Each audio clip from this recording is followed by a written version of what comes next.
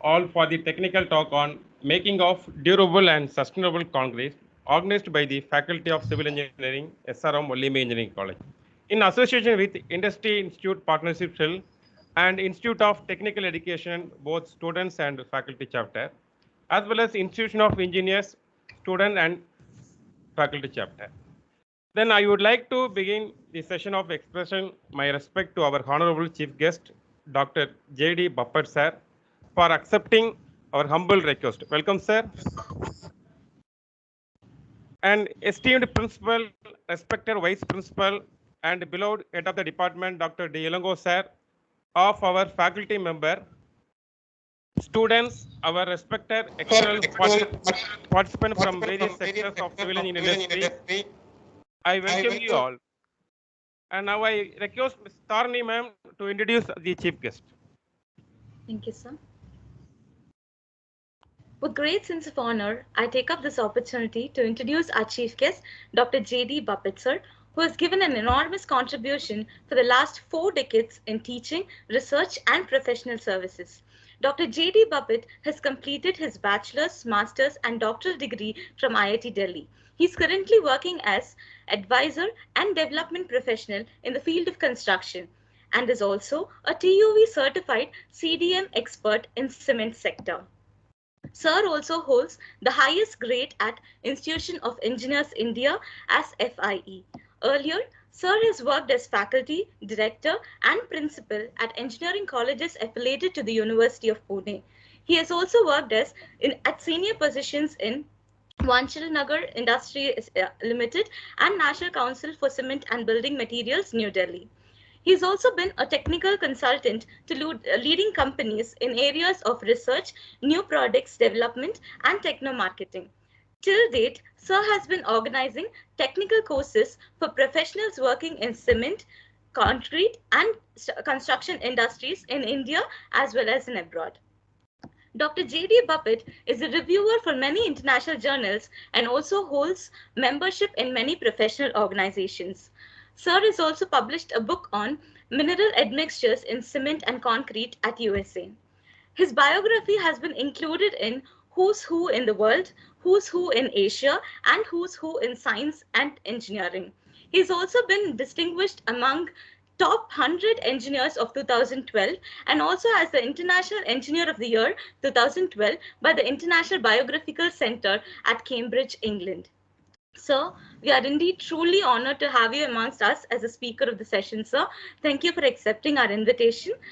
Sir, I now request Dr. J.D. Bappat, sir, to take over the session. Thank you, Tarini. So, good evening to all the faculty members and the students and also the people from industry who have joined for this webinar today. As you can see, the topic of today's webinar is making of durable and sustainable concrete. You can see my website ID over there. So if you have any queries later, you can always get in touch with me later on. Right? Now, before I start making my presentation, I would like to acknowledge that the sincere thanks to the publisher of my book, Mineral Admixtures in Cement and Concrete, CRC plus Taylor and Francis Group, USA. Because many things in this presentation I have taken from my own book. What is the meaning of sustainability with regard to cement and concrete? It is conservation of materials and energy and minimization of emission of greenhouse gases and pollutants in all stages. What are the stages?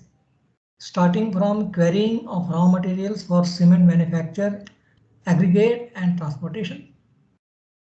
Materials handling, unit operations of size reduction, batching, blending, pyroprocessing, packaging and distribution at the cement plant till it reaches the user side.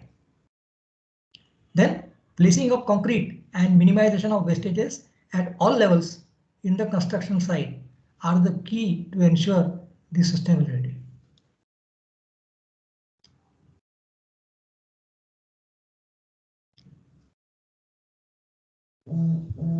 Now we are moving on to the next slide. Durability. Tarini, there are some people waiting in the lobby. I am getting a message. Sir, I'm admitting them, sir. Some people sir, are waiting, yeah. I'm admitting them, Yeah. sir. We'll admit them, yeah. Durability is synonymous with the application of mineral admixtures in cement and concrete. Now, what are the mineral admixtures which are approved by IS 456-2000? So these are the 5 admixtures which I have given in my slide. They are approved by IS 456, namely pulverized fuel ash, PFA, that is blast furnace slag, BFS, silica fume, SF, rice husk ash, RHA, and metakaolin.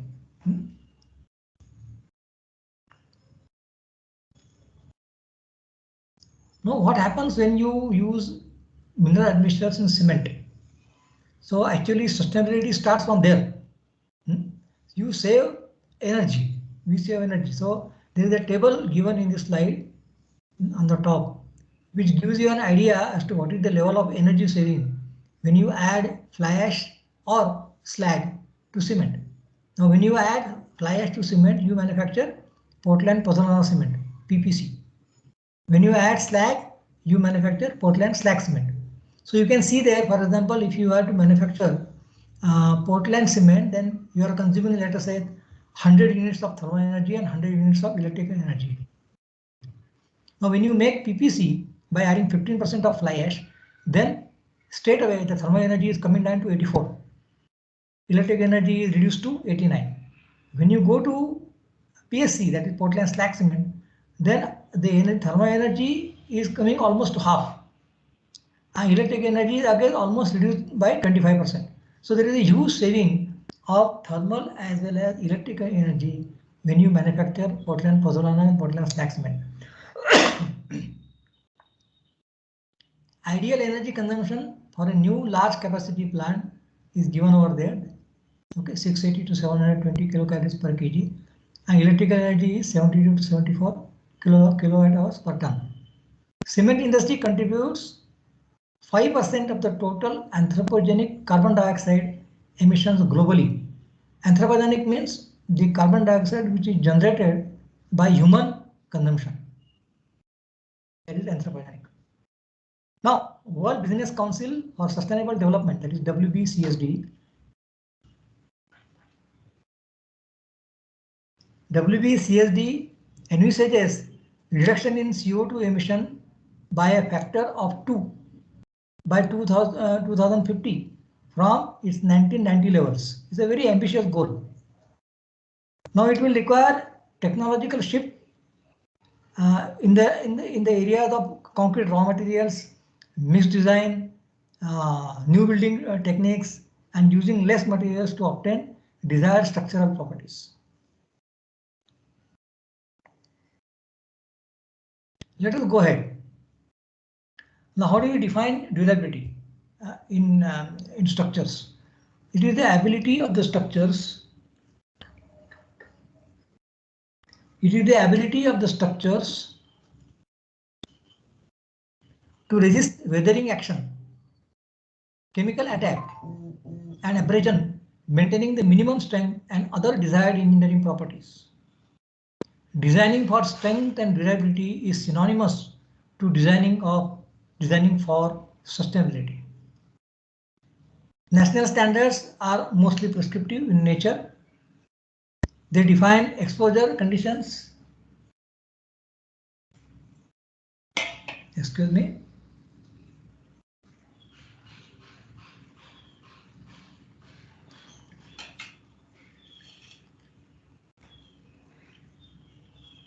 Design procedure, building materials and their applications, not assuring minimum service life of structure. This is actually the fallacy of the national standard, because they don't assure you what is the minimum service life which will be assured if you follow the standards. Durability depends on the environment and the quality of concrete. These are the two major factors. Now, how do we design for durability?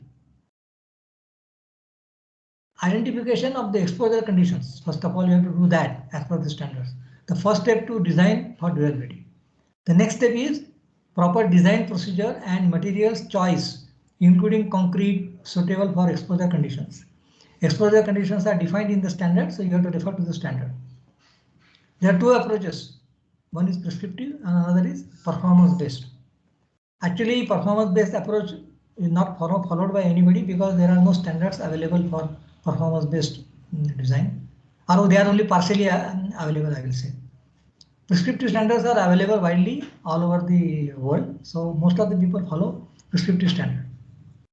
The common factors are in both the approaches are acceptance of permeability as a criterion for durability, quality of construction work, and continuous maintenance of structures during the use. These are the three criteria accepted by both the approaches: permeability, quality of construction work, and the continuous maintenance of structures during the use.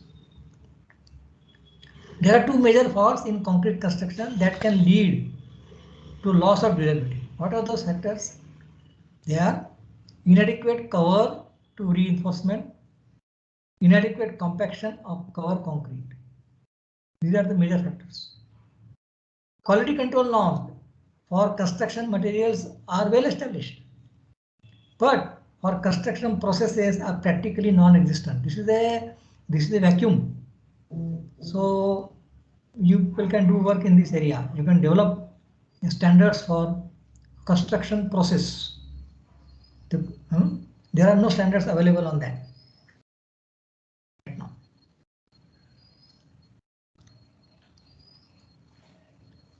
Mineral admixtures impart durability and strength to concrete.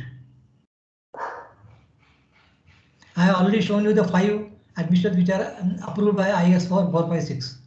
Now I am coming to ASTM classification of fly ash. Why I am referring to ASTM and IS both? Because many parts in the world they refer to ASTM standard, number one. Number two, ASTM standards are more comprehensive.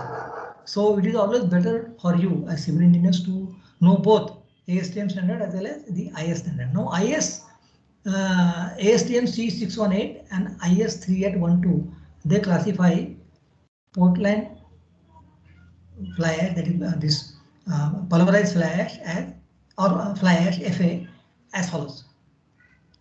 And one is class F, is obtained by burning anthracite coal, or it is known as grade 1 in IS 3812.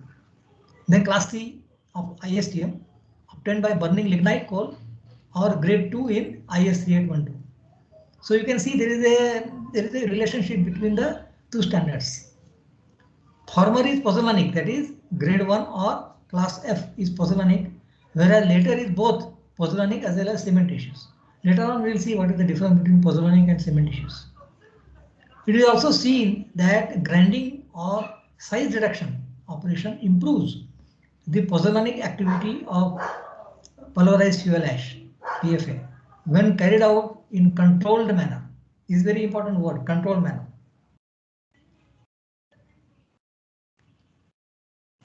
Now I am coming to slag. We have seen fly ash. Now I am coming to slag. Now slag grades as per ASTM and the Indian standard. ASTM C98909 specifies 3 grades of GGBS by activity index. GGBS is ground granulated blast furnace slag, that is GGBS. By activity index, the grades are, I am talking about ASTM, the grades are 80, 100 and 120. Again, when you come to IS, this is a very recent standard. Earlier it was not there. IS 16714 specifies minimum activity index of 75 and minimum glass content of 85%. So you can see the difference. In ASTM standard, glass content is not specified, but activity indexes are specified as 80, 100 and 120. Whereas as per Indian standard, that 75 is actually activity index in ASTM. So there is some similarity between ASTM and IS standard over here. Now activity, how do we define activity index? It is the average 28-day compressive strength of 50% slag plus 50% cement cubes, which we call as SP, divided by the average compressive strength of reference cement cubes, that is Portland cement cubes, which you call as P, and multiplied by 100. So the formula is slag activity index is equal to SPE upon P into 100. You get activity index. Now, which is the best? As per ASTM, grade 120 represents the highest strength. Now, what is the conceptual meaning of this 120? I will just tell you. For example, if you remove 1 kg of cement from your concrete mix design and you are using grade 120 of slag, then you will have to replace it with only 800 grams or 0.8 kg of GGBS. That means replacement level will be less. Okay, so this is what it means. So as you improve the grade, you will always see that the amount of material required is less. You are conserving material by using higher grades. Now, how do we analyze the concrete strength? This is shown in this slide.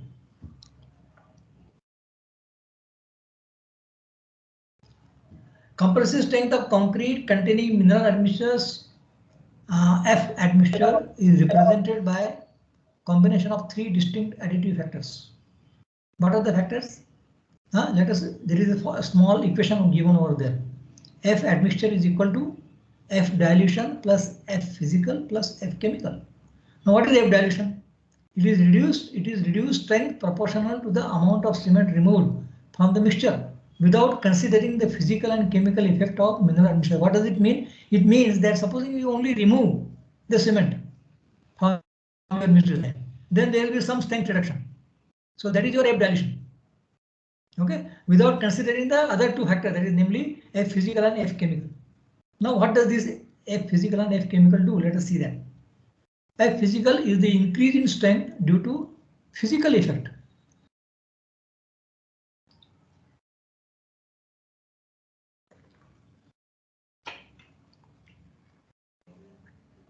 Or heterogeneous nucleation due to mineral admixture. That is F physical.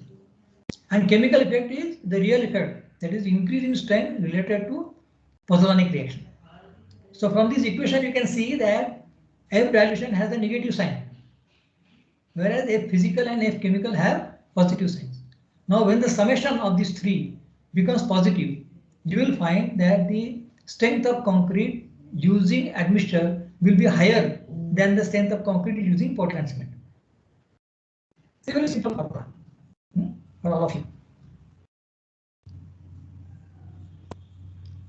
Now this is how cement looks under scanning electron microscope. These are irregular shaped particles. And this is how the fly ash looks. You see that the particles are spherical shape.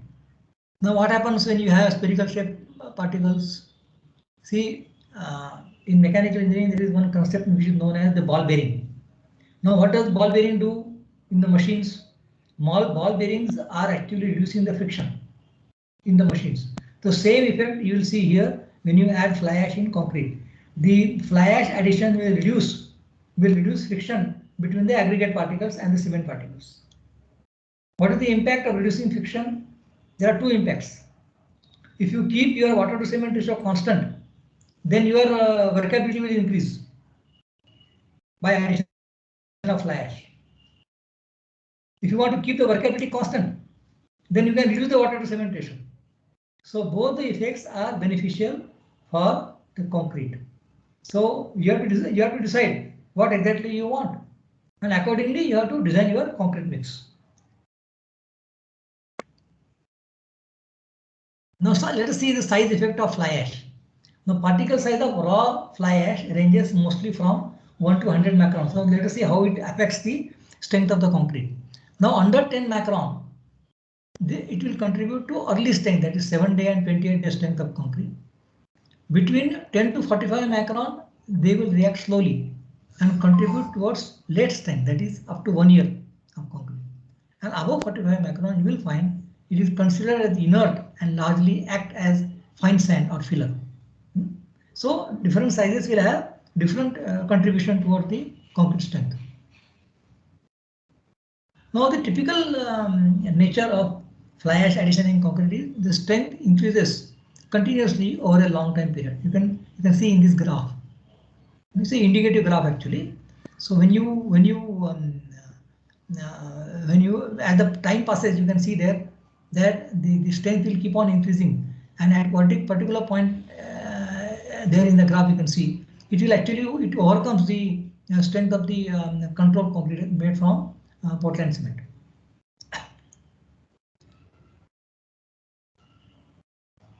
The same is the case with blast furnace slag, but blast furnace slag strength is very much proportional to the glass content. So I have already told you, I have shown you in our standard we not only specify the quality index, but we also specify the glass content, because glass content has got a relationship with the strength of concrete. So it is very important. That is the reason why Indian standard also specifies both quality and quality grade as well as the glass content. You can see in this plot, as the glass content increases, the compressive strength of concrete increases. Now we are coming to a next topic, next concept, that is intermediate transition zone. I have shown you in this slide there are two scanning electron ACM slides over there. And what is the meaning of intermediate transition zone? It is a transition zone between the aggregate and the bulk of cement paste. So at the bottom you can see that is the aggregate, and then there is, you can also see the transition zone, bulk of cement paste and the aggregate. Now you can see there that when I add 10% silica fume in concrete, the thickness of transition zone will decrease. What is the impact of this? The impact of this is that there is going to be increase in the strength of concrete, because as the thickness of ITZ decreases, the strength of concrete will increase. All structural engineers will appreciate this fact. This photograph has been taken on a cube, actual cube.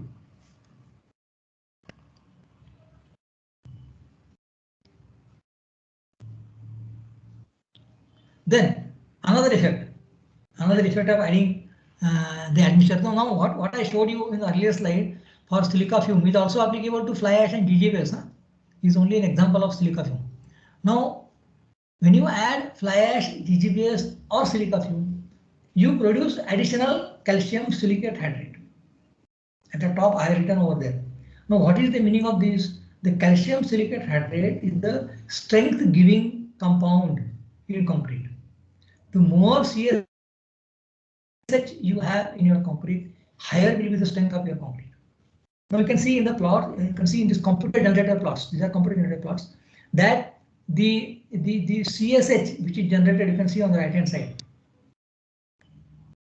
The CSH generated with the hydration of admixtures is actually blocking the pores.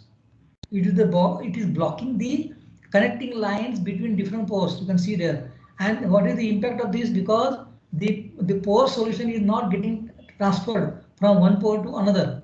So it's a very beneficial effect of this CSH. So unlike the CSH which is produced by the hydration of cement, which is actually depositing on cement particle, the CSH which is produced after the hydration of fly ash, GGBS or silica fume is away from the cement particle, and actually it goes to block the interconnection between the pores in the concrete. Very beneficial effect. It reduces the porosity of concrete actually. Another effect of adding admixtures is, you can see that this is very beneficial for the mass concreting. You can see in the plot that the temperature rise is drastically reduced when I add 50% slag in my concrete. You can see over there that the temperature has come, the peak temperature has come down from 50 degrees centigrade to just around 30 degrees centigrade. So there is a huge reduction in the temperature of concrete, which is very beneficial for mass concreting. Like for example, you do a lot of mass concreting in dams. So there the temperature is very important.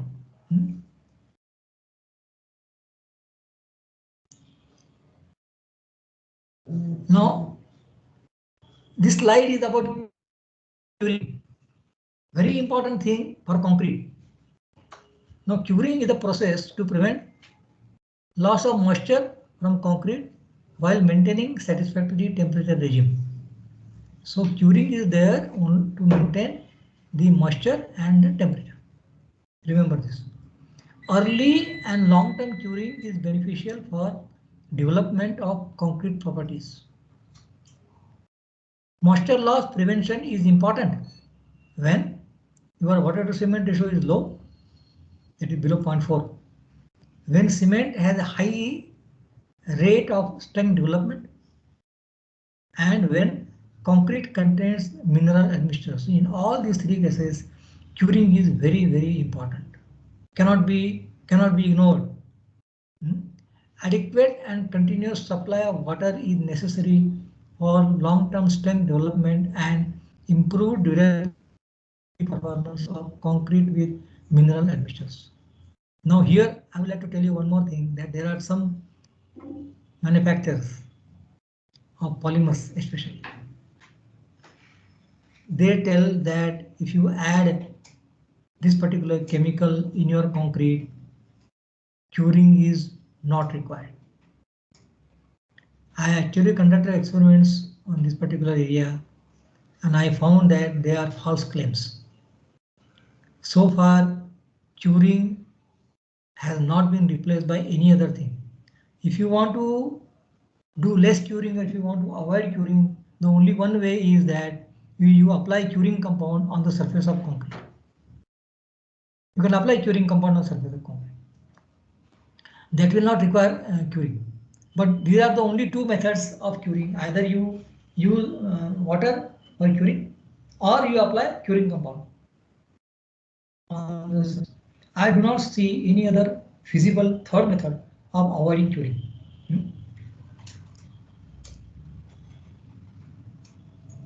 Now I am coming to a subject of the concrete deterioration. What are the various ways in which concrete gets deteriorated? The first is carbonation, which is very common in almost all the concretes. Now carbonation increases with, actually carbonation occurs with carbon dioxide, which is always available in our atmosphere. It increases with carbon dioxide concentration in surrounding. The relative humidity RH of 50 to 80% is optimum for the propagation of carbonation. IS 516 part 5 section 3, this is very recent Indian standard. Now for your information, I will tell you that if you go to Indian Standard website, that is Bureau of Indian Standard, BIS website, that website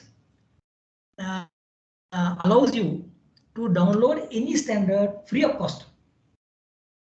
Please note this is very important. So you can download any latest version of any Indian standard from the website of Bureau of Indian Standard. You have to only register over there and you can download PDF file on the particular standard. Okay, so this IS 516 part 5 section 3 is a recent addition in the standard. It gives you the test method to evaluate the carbonation penetration depth in concrete. Now Jan Bijan is a scientist actually, and some of his colleagues, they carried out some experimentation. What they found, large scale study on durability of structures built along with the Dutch coast. This was done in Netherlands with BFA, that is blast furnace slag concrete.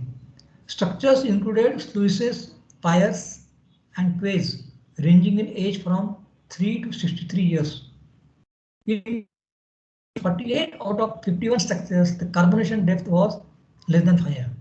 So people always say that if you use GTBS or blast furnace slag in your cement, the carbonation will be more. So this particular finding of Dr. Jan Bijan actually has proved that no such thing happens in actual case. Then early and longer curing gives better carbonation resistance. Please remember this, especially in concrete with mineral admixtures. Now this is how the carbonation testing is done. Now you can see over there, it is the phenolphthalein indicator which is used for finding out the depth of carbonation in concrete. It is a specimen, concrete specimen. Now wherever the indicator gets discolorated or discolored. And the carbonation has penetrated. You can see that depth of the carbonation can be easily detected by discoloration of the indicator.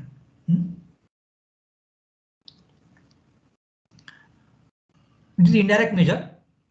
I have given out that the pink indicator shows where the pH drops below 9, that is acidic pH, by decolorization. Next slide.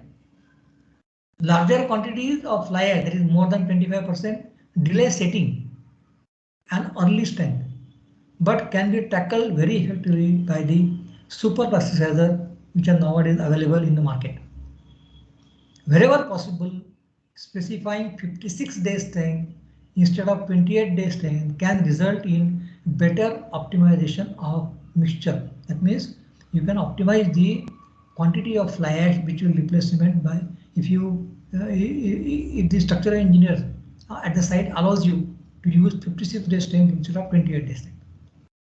For reactive aggregates, better to perform standard expansion test to determine the limit of effect. What is the meaning of reactive aggregates? Now, in some parts of the country, the aggregates are reactive. That means they give rise to alkali aggregate reaction, or sometimes people call it as alkali silica reaction, ASR. Now, when you have reactive aggregates, it is always better to perform the standard expansion test to determine the limit of fly ash addition there. Actually, fly ash reduces the alkali silica reaction incidence. To control ASR, better to keep the alkali content of fly ash below 1.5% Na2O equivalent. So this is the normal way of expressing alkali content in cement as well as the admixture. It is always expressed in terms of Na2O equivalent as per IS 3812. So it should always be less than 1.5%. Now this is the plot. This is the graph which I have shown you. I am showing you. There is testing of aggregate cemented admixture for alkali silica reaction. So on the y-axis you can see the percentage expansion after 14 days. This is performed according to ASTM C1561, that is rapid alkali silica reaction test, that is there in ASTM. Okay, so you can see there in the control concrete, the expansion is actually crossing the limit of 0.1, which is fixed by the ASTM C1567. This ASTM C1567 is also called as accelerated mortar bar test, AMBT. And you can see over there that fly ash, slag and silica fume, they reduce the expansion after 14 days.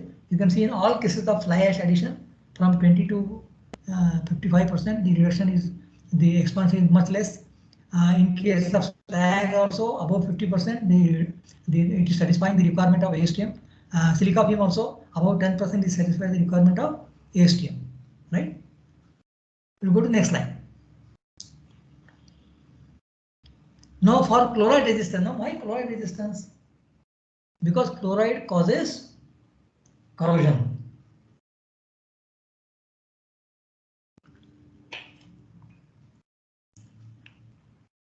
Corrosion of what? Corrosion of reinforcement in concrete. Now chloride is a very harmful chemical. Now, and then we have to take care of the chloride resistance of concrete in every structure, every concrete structure, especially underground structures or the structures which are built along the marine coast or in the marine atmosphere, I will say. Now, perform RCPT as per ASTM C1202. So I indicated two things over there. One is RCPT. What is the meaning of RCPT? It is rapid chloride penetration test. To be very correct, it is rapid chloride ion penetration test, RCPT, as per ASTM 1202 to find fly ash content for RCPT value. Now what is the RCPT value? Acceptable RCPT value for good chloride resistance is 1500 to 2000 coulombs. And then, as I have already told you earlier, that 56 days strength is always desirable, provided your structural engineer permits you. Perform the test as per ASTM C1012 to find optimum fly ash for sulfate resistance. So chloride resistance we have seen now sulfate resistance. This is again very important for marine structures, both chloride as well as sulfate. Only disadvantage with this ASTM C1012 is that the test takes a long time. It takes up to 1 year. So you have to perform it a little early when you are going for the marine structures. So this is the plot which shows the rapid chloride permeability test RCPT results. I have shown you an example over there. The example is if 0.003 ampere current is passed through the concrete for a duration of test, that is 360 minutes, that is standard duration of the test, 360 minutes. Then the total charge passed would be 65 coulombs. So what you have to do, how you calculate these 65 coulombs? You multiply 0.003 by 360 into 60 because you have to convert everything in seconds. So you will get the figure of 65 coulombs over there. So if you have 65 coulombs RCPT value, then you can say that your concrete has got very good chloride resistance, a very good corrosion resistance. Now this is the slide on sulfate resistance. The expansion of cement mortar blended with fly ash exposed to sodium sulfate. Sodium sulfate is very frequently found in seawater environment as per ASTM C1012. 180-day expansion limit as fixed by the C1012 is 0.1% for the moderate and 0.05% for the severe sulfate environment. You have to go back and then study all these standards. Then you will understand what I am saying properly. Now coming to our Indian standard, IS 456-2000 is normally followed in the structures in our country. They are also specified in the tenders. IS 456 on durability, what does it say? Permeability is identified as the single most important parameter affecting durability. It stresses on the quality of constituents, binder content, that is binder is cement as well as the admixture. Water to cement ratio, workmanship, namely compaction, curing, cover to the embedded steel. To this, I will also add the curing in workmanship. Total water soluble sulfate is restricted to 4% of cement as per IS 456. The Portland slag cement as per IS 455 with slag greater than 50% is recommended for the combined sulfate and chloride attack. This is very important because in sea water or also in marine environment you will find also in the soils, marine soils, both sulfate as well as chloride is available. So the IS 456 recommends the use of Portland slag cement with more than 50% GGBS or slag. Total acid soluble chloride restricted to 0.4 for steam cured and pre-stressed concrete and 0.6 kg per meter cube of reinforced concrete. Total alkali content is restricted to 0.6 in Portland cement. These are all the things which are specified in IS 456. Now let us see some examples of durable and sustainable concrete. One typical example I want to mention over here is carbon cure technology. There is recycling of carbon dioxide in the fresh concrete. Do I have some time, organizers? I think I have some time. Yes, sir. Yes, sir. Can I continue for another 10 minutes? Yes, sir. Yes, sir. Yes, sir. Huh? Okay. Now we are discussing about the carbon cure technology. So World Business Council for Sustainable Development, WBCSD, recommends the reduction of this emission, that is carbon dioxide emission, by 50%. We have already seen this by 50% by 2050 from there 1990. It is a typo error. It is 1990 level, not 1995 level. The greatest proportion of projected carbon reduction, that is 56% as per WBCSD, is expected from the implementation of carbon capture and sequestration, that is CCS technologies. But actually, unfortunately, these technologies have not yet been fully developed and commercialized. So experience showed over a period of time, okay, when WBCSD gave the recommendation, it was in 1995. Now we are in 2020. So the experience showed the CCS is no longer the most promising technology. So carbon cure has come up. It's a patented technology, a new technology. Which they manufacture a technology that introduces recycled carbon dioxide coming from chimney or from atmosphere, from wherever you get it, into fresh concrete without compromising the performance of concrete. I have given a small reaction over there. You can see that.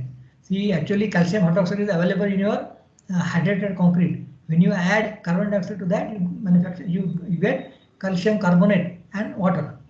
So it is a very calculated quantity of carbon dioxide which is added, which takes into account the calcium carbonate generated and also water generated.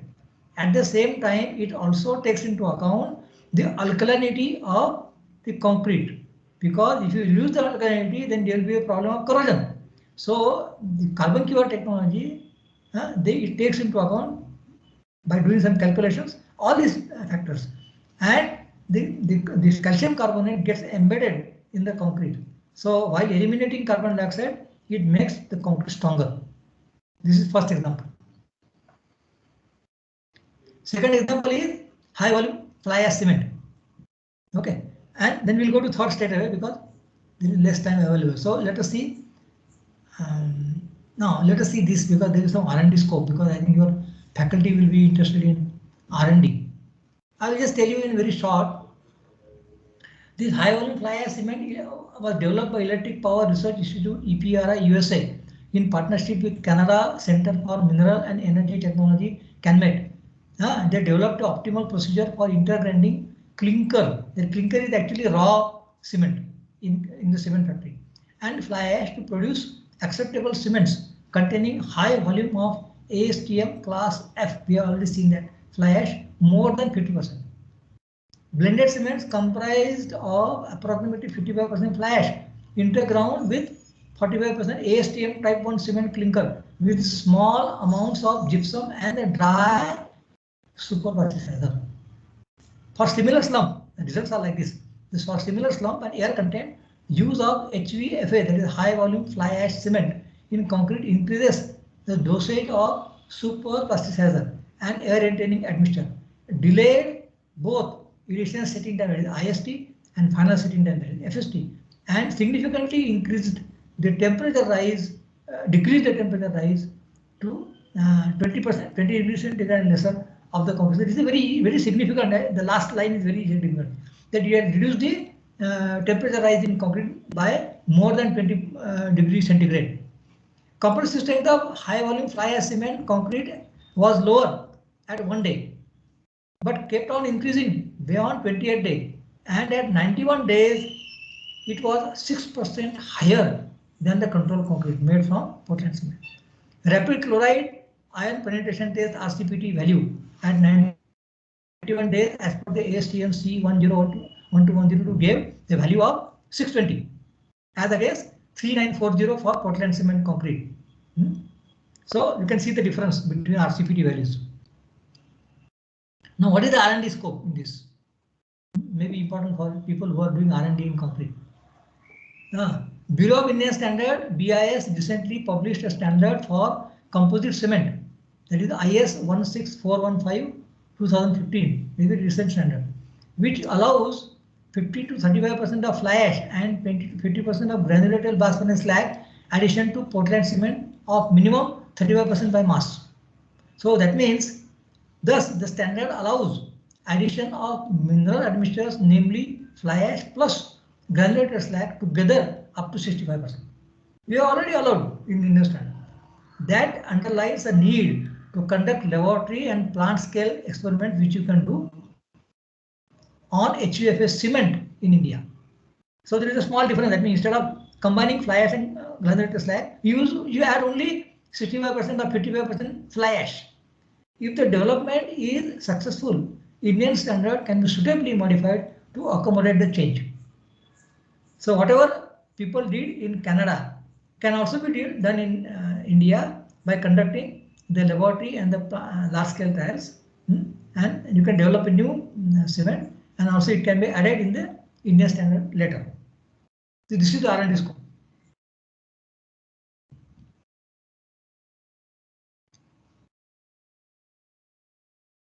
So I'm moving on to next thing very quickly. This is also high volume fly ash concrete. So I'm just going ahead. So recycling of lagoon ash. Well, see, recycling of lagoon ash is very, very important because there is very large quantity of lagoon ash available in our country. Millions of tons, I will say. As a general practice in Indian thermal power plants, fly ash and bottom ash coming from boiler are mixed with water and transported to ash ponds. That ash is called as lagoon ash or pond ash. It is non-standard ash and cannot be added to cement or concrete. It is not allowed. In 2019-20, very recently, 95.1 million tons of ash was dumped in lagoons. You can imagine. Lagoons create huge land, water, and air pollution. So if you want to make sustainable concrete, you have to use this lagoon ash. Okay. Any effort towards large-scale utilization of this ash will go a long way in sustainable development of thermal power generation as well as the construction industry. The effective way is to utilize pond ash, is to add it in the concrete in high volumes, that is more than 50%, as a partial replacement of Portland cement. Dry lean concrete, that is DLC, is one of the effective ways to use lagoon ash in large quantities. DLC is a base course below pavement quality concrete in concrete roads. Some of you may be knowing this. Now, I am quoting a research which I have myself done. In 2006, myself and some of my colleagues, we conducted successful laboratory trials on high volume lagoon ash DLC. I have given the reference over there for those who want to refer this paper. It has been published in American Society of Civil Engineers Journal. There is materials, the name of the journal is Journal of ASCE Journal of Materials in Civil Engineering. It was published in 2006. So you can refer to this paper. The DLC was prepared according to the specification of given by the Ministry of Roads and Highways, MORTH, and Indian Road Congress, IRC. DLC prepared with 55% replacement of cement with lagoon ash satisfied the provisions of IRC, MORTH, IRC. Ministry of Road Transport and Highways, Government of India has undertaken a construction of national highways on a large, massive scale. All of us know this. Portland cement concrete is extensively used for the construction work.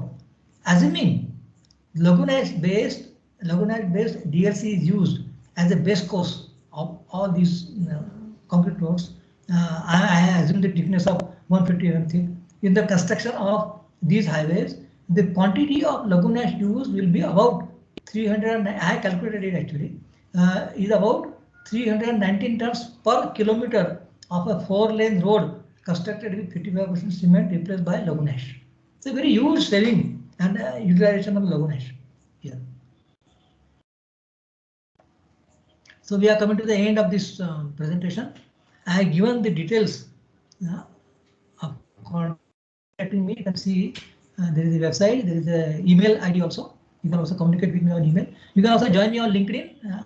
My handle is Dr. J.D. Bapat. You can join me on Facebook, that is Jayant D. Bapat. And then there are 2 Twitter accounts. One is SemCritCon, another is Dr. J.D. Bapat. So I will request all the participants to come out with the questions.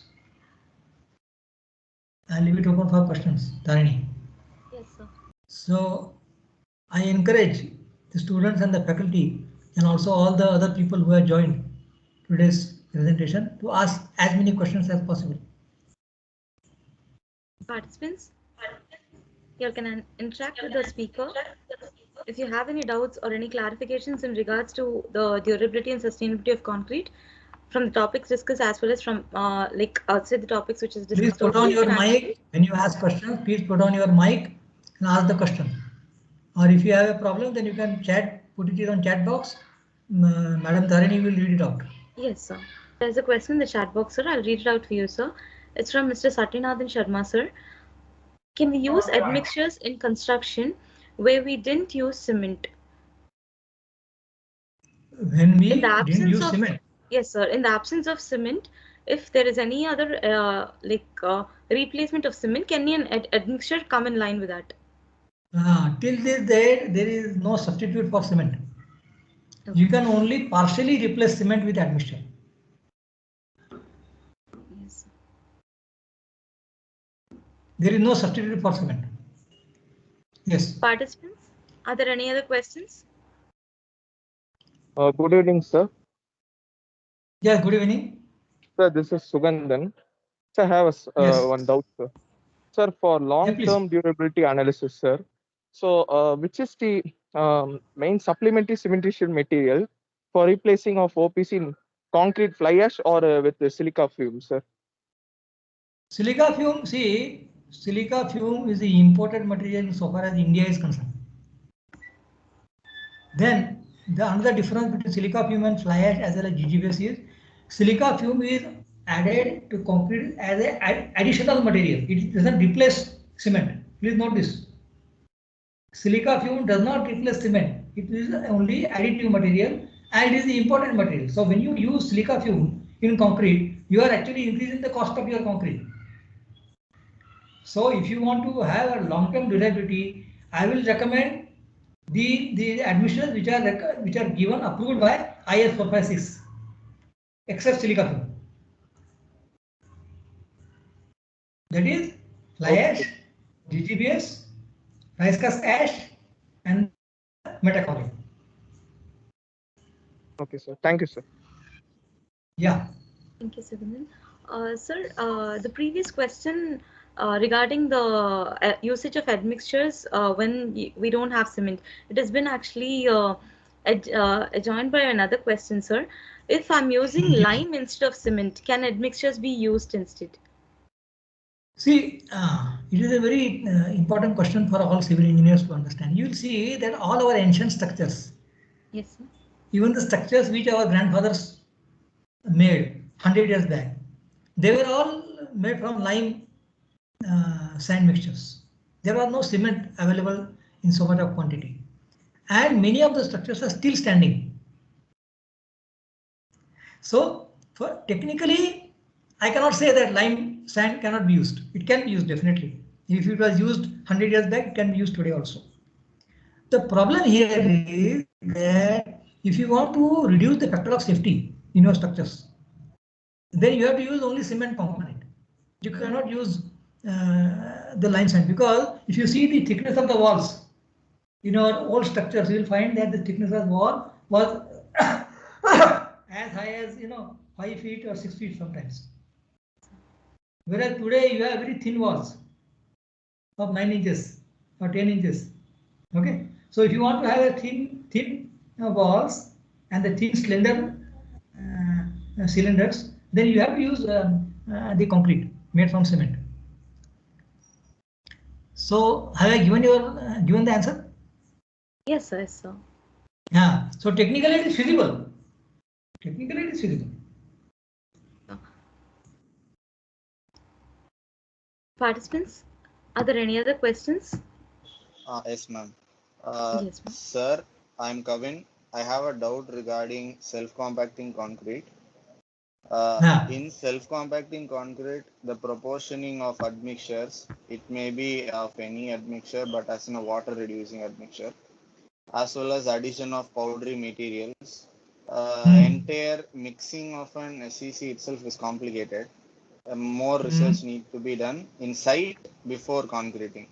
So how to do it in an efficient manner, how to proportion it, any guidance regarding it would be helpful, sir. Yeah. See, there is a site which gives you, there is a website which gives you complete guidance on the mixing, the design, mixing and manufacture of self-compacting concrete.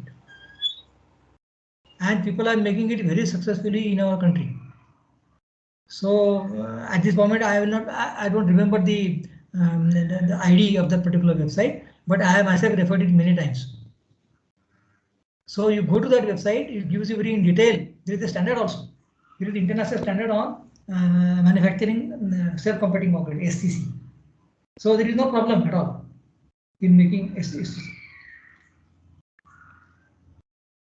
You have to study a bit. And the mix design, manufacturing and the application of SCC is different from the conventional concrete. That also is to be remembered. Also, sir, And another at times follow-up it may be question costly also. regarding At it. times it may be costly also. Not always, but at times it may be. Sir, one more follow-up question regarding self-compacting concrete. Let us say that the product brochure of the SCC admixture says 7 ml needs to be added for 1 kg of cement or so. So if we do the same for the weight by volume of the cement, we often don't tend to find the exact output of it. So what is the meager variation we need to start, as in from the point variation from the start to end, sir, as in 5% or even as in 5 ml or 10 ml, or how much variation should we give, sir? Let me understand your question. You want to ask, you are asking that how to determine the quantity of chemical admixture, right? Yes, sir. Even though it is said in the product brochure, it doesn't give the exact output. So how are we going to present it exactly? Okay. Now, if you refer the standards, you will find there is a test which is given as Marsh cone test. So you have to carry out the Marsh cone test to determine whether your chemical admixture is matching with the quality of your cement. Please note that all the chemical admixtures do not match with all the cements. So if one particular chemical admixture is working well in one particular site, that does not really mean that it will work the same way in your site. So at your site laboratory, you must conduct the Marsh cone test to find out whether your chemical admixture is really matching the quality of your cement. Now, with regard to the self-compacting concrete, there are some 3 or 4 more tests which are required to be performed other than the Marsh cone test. Right? So if you are in the business of SCC, then you have to do all those tests. They are given in the standard.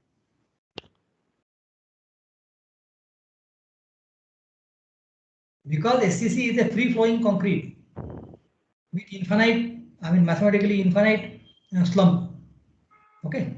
So there are some special trials you have to take in the laboratory when you say SCC. But for normal concrete, to find out the compatibility, that is the word, compatibility of your chemical admixture with your cement, you have to carry out the Marsh cone test.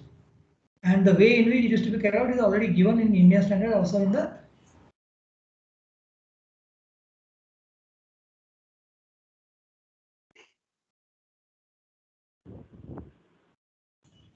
Have I given the answer to your question, gentlemen?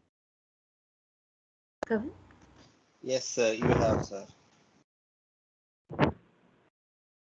Thank you, Following sir. absolutely that you like till you are satisfied. There's another follow-up question in the chat box, sir, regarding the usage of cement. It says that about 1/3 of the pollutants are coming from the cement production. Already we are running out of river sand and we've reached M sand. What is going to be the role of cement as an eco-friendly construction material? Also, concrete production contributes around. Yes, sir? What is the role of? No, so the role of cement as a eco-friendly construction material. Yes, so what is going to be the role of cement as an eco-friendly construction material? Because obviously it is giving out larger pollutants out in the environment. So, where do we exactly find the replacement of cement? When will that be arrived at? Either you or mine, I'm not quite sure about this. See, yes.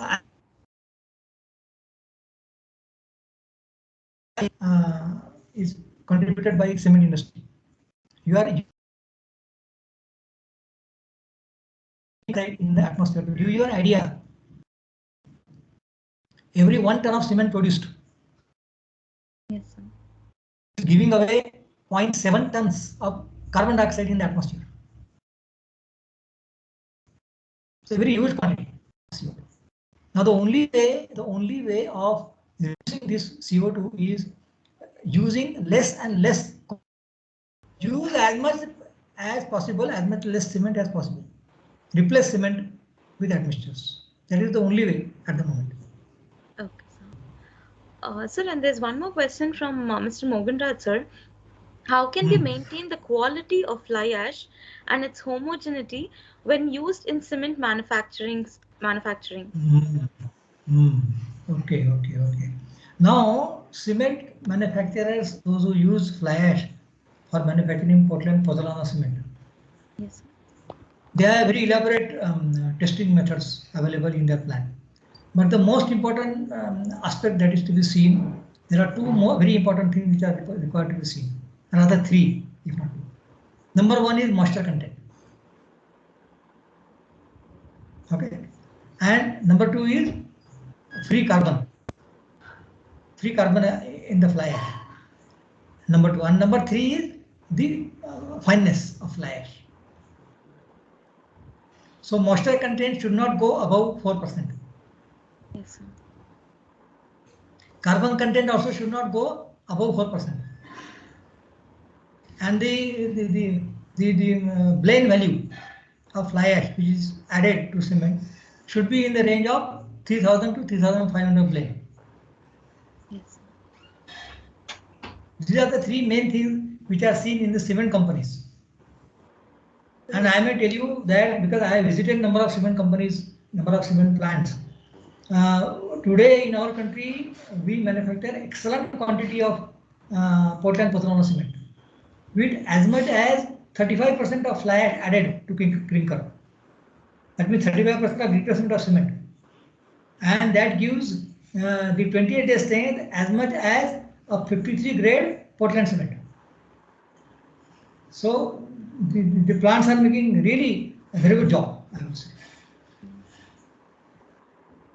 So don't have any doubts about using PPC on the plant. You have to only choose the proper brand when you use it in your area. Yes, sir. Participants, is there any other questions? Yeah, Bapat sir, good evening, sir. Yes. So I have a Please. small doubt, sir. So while making concrete, instead of normal water, we are using for recycled water. What are the factors should be considered? What are the points should be considered? There is a water standard for concrete. In IS 456, the constituents of water are specified. You follow that. Whether you recycle or whether you use fresh water, doesn't matter. Okay. Follow the standard. Okay, sir. Okay. You have to see chloride content, you have to see sulfate content, then you have to see the soluble, other soluble materials, organic content. All these things are given in the standard. So the freshwater standard you can follow.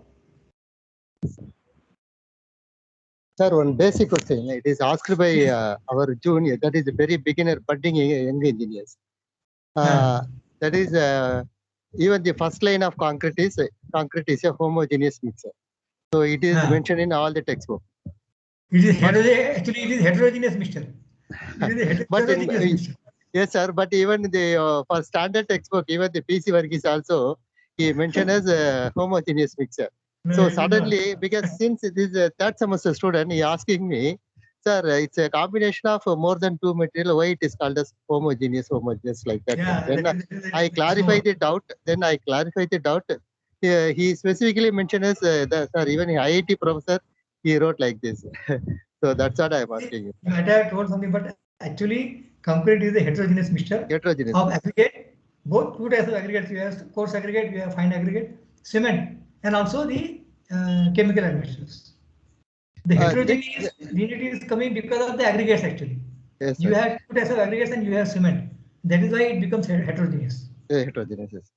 Sir, the last question is actually in if you take it as our country, in southern part, most of the places, the gravel will be easily available. There are different angular surface will be available, shape will be available. We are going to use. But in most of the northern region, that is the gravel will be not available in most of the places. They are used for only whatever the stone that is aggregates available in river bed. That surface will be very. Riverbed yes. aggregates are prohibited by the government of India. Oh. Should not be used. You should use only manufactured sand. Or M sand. M sand. No, I'm asking about coarse aggregates, sir. I'm asking about coarse aggregate. Both the coarse aggregate as well as the fine aggregate. Only M sand.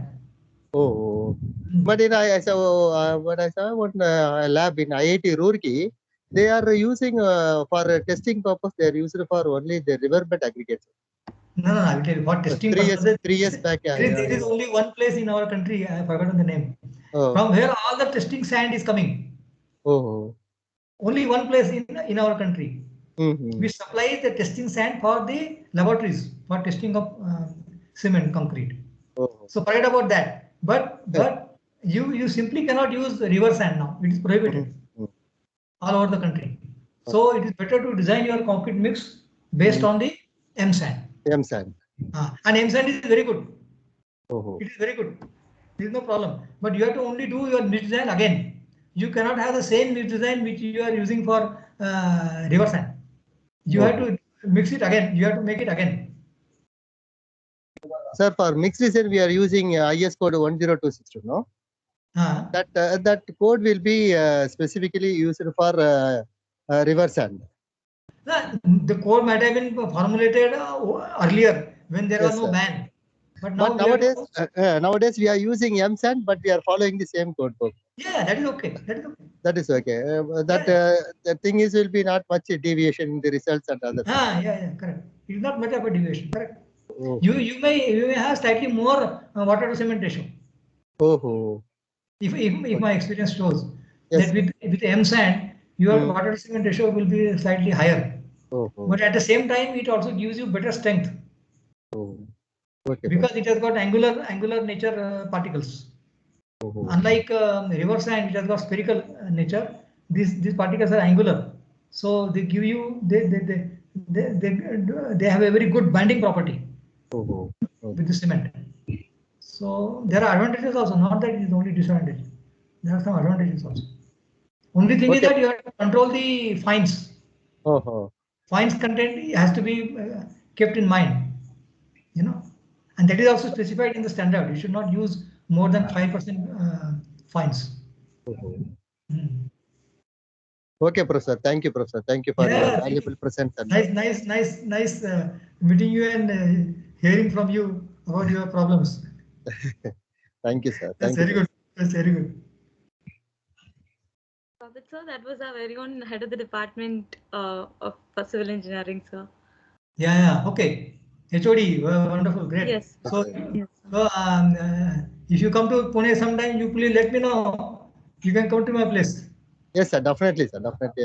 You are welcome. Okay. Thank you, sir. Thank you for inviting us. Okay, Dharni, you can. Yes, we'll wind up, sir. Yes. Yes, sir. Just a minute, sir. In fact, this is the invitation to all your faculty members. Definitely, sir. Thank you, sir. Thank you for inviting our department. Please convey my message to your faculty members. Yes, sir. Yes, sir. Yes. They are welcome. Thank you, sir. Yeah. Sure, sir. Sir, can I? Yes, sir. Proceed, Dharni. Proceed. Yes, sir. I would like to take up this opportunity to express my gratitude to Dr. J.D. Babit, sir, for imparting a bundle of deep knowledge and thought processes in regards with durability and sustainability of concrete. Sir, it was such a wonderful session, and I'm sure that all the participants' perspective towards durable and sustainable concrete would have actually stepped a little further now. Thank you so much, sir. And I render my request all the participants to, if they still have some questions, to give it to Tharini madam or HOD. Sure. They can you can transfer it to me on email. Sure, sir. Yes, definitely we'll pass on this, sir. Sure, sir. Yeah, please. Yes, sir. And I also render my sir. Thank you. Yes, sir. Thank you so much. Today. Yes, sir. And I also render my sincere thanks to our management, our esteemed principal, our respected vice principal, and our very own head of the department, Dr. D. Ilango, sir, with whose guidance actually all the faculties and students of our department are being led through the intellectual path. Thank you, sir. And I also from my side, I would like to thank all the participants for asking questions. Yes. And making my time very interesting, because I really enjoy responding to the questions. Yes, The sir. more On the behalf questions, of all the the more I enjoy. participants, I thank you for sharing so much of knowledge regarding this particular topic. So thank you so much, sir. Thank you all very much. Thank you all Yes, very sir. much. And I also thank the event coordinator, Mr. Arun Raj Kristidas, sir, for being a great support in organizing this session. I herein mention also my heartfelt thanks to all the external participants, faculty members, and students who've actually joined with us today for this technical talk. Thank you all. And the participants have actually shared the feedback link in the chat box. For the external participants who will not be able to access the chat box, the link has been actually projected on the screen.